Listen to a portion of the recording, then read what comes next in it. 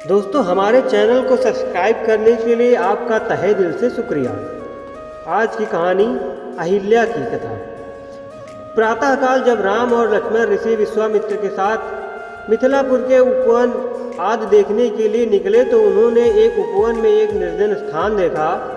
राम बोले, भगवान, यह स्थान देखने में तो आश्रम जैसा दिखाई देता है, किंतु क्या कारण है कि यहाँ कोई ऋषि या मुनि नहीं दिखाई देते? विश्वामित्र जी ने बताया, यह स्थान कभी महात्मा गौतम का आश्रम था। वे अपनी पत्नी अहिल्या के साथ यहाँ रहकर तपस्या करते थे।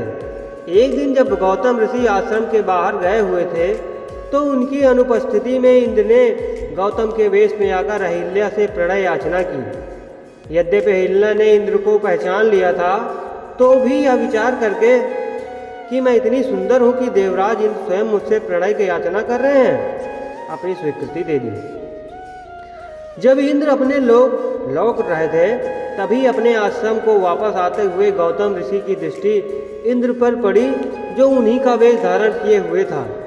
वे सब कुछ समझ गए और उन्होंने इंद्र को शाप दे दिया।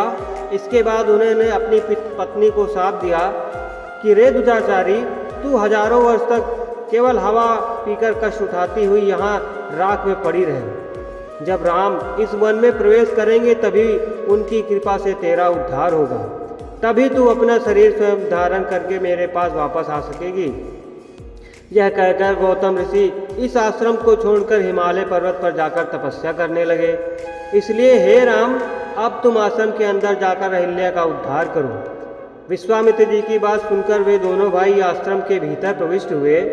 वहाँ तपस्या में निरत अहिल्या कहीं नहीं दिखाई दे रही थी, केवल उसका तेजपूर्ण वातावरण में व्याप्त हो रहा था। जब अहिल्या की दृष्टि राम पर पड़ी तो उनके पवित्र दर्शन पाकर एक बार फिर सुंदर युवती के रूप में दिखाई देने लगी। नारी रूप में अहिल्या को सम्मुख पाकर राम और लक्ष्मण ने श्रद्धापूर्वक उनके चरण स्पर्श किए। उससे उचित आदर सत्कार ग्रहण कर वे मुनराज के साथ पुनः मिथिलापुरी वापस लौट गए। दोस्तों, अहिल्या कौन थी, क्या आपको मालूम है? अगर मालूम है तो कमेंट करके बताइए।